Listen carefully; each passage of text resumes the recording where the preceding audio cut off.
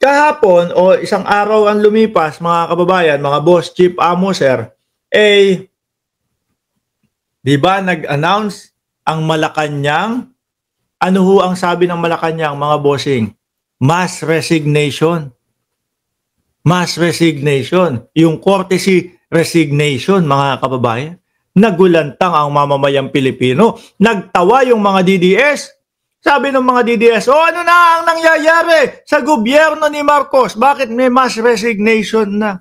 May mga ganito, ganyan na. Ang hindi nila alam, ginawa din ng dating Pangulong Duterte yung mass resignation, mga kababayan. Diba?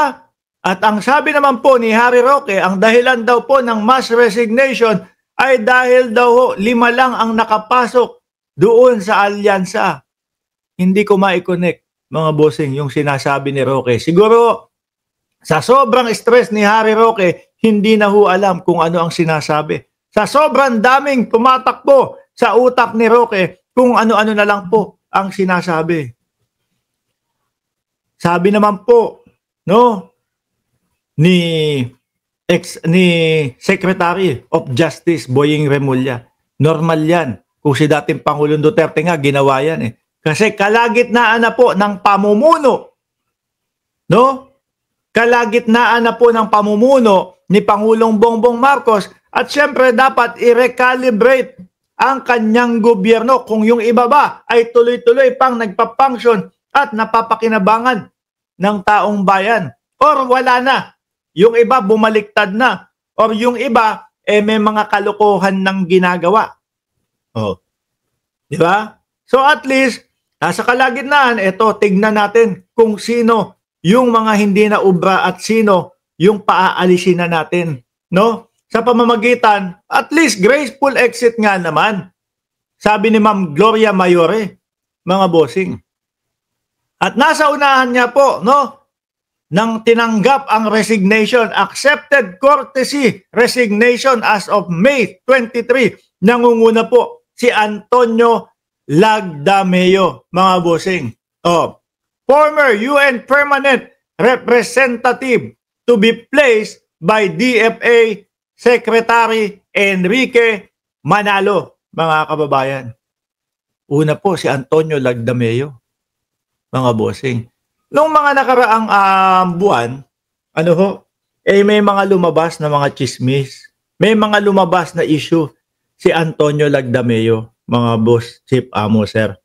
At yun nga, sinulat ko dito siya yung nasa likod ng pagkatalo ng alyansa na kumakalat ngayon, Kaya hindi ang nanalo ang alyansa sa Mindanao dahil mas inuna pa, sabi, yung kandidatura ng kanyang kapatid, mga kababayan. At meron ding issue si Antonio Lagdameo, mga boss, chief, amo, sir. Hindi korekta ang sinasabi sa inyo na ito ay pinal na, Kumbaga, umalingaw-ngaw, lumabas, napag-usapan yung pagbebenta din ng posisyon, mga bossing, doon sa BARMM o sa BARM.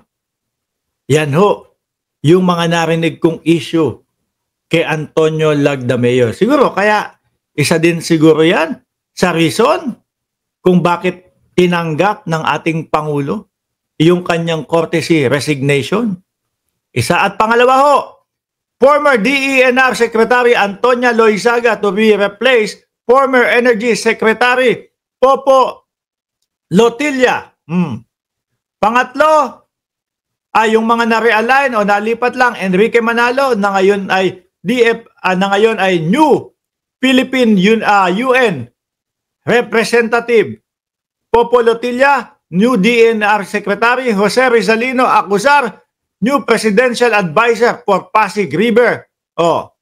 Ayan nga, si Lagdameo ang isa sa si Lagdameo ang isa sa tinanggap yung kanyang resignation, mga kababayan.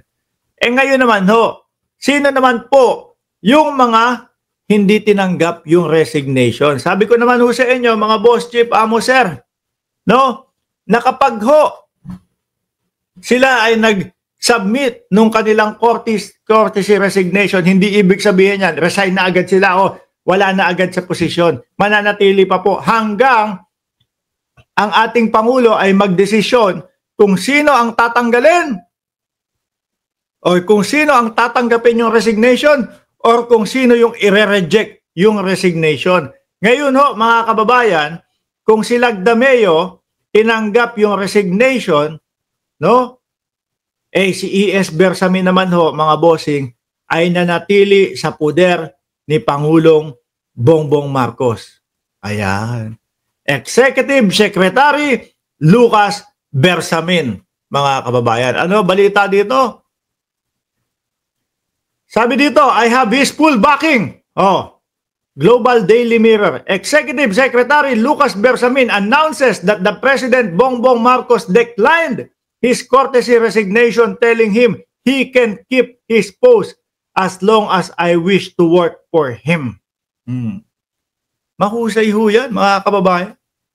Di po ba, kapag kami mga paliwanagan, ay nako, siya yung tumatayo at siya yung nangunguna. Yung mga DDS, ano ginagawa? Sabi, bakit si Inday Sara Duterte lang ang binabatikos nyo sa confidential funds?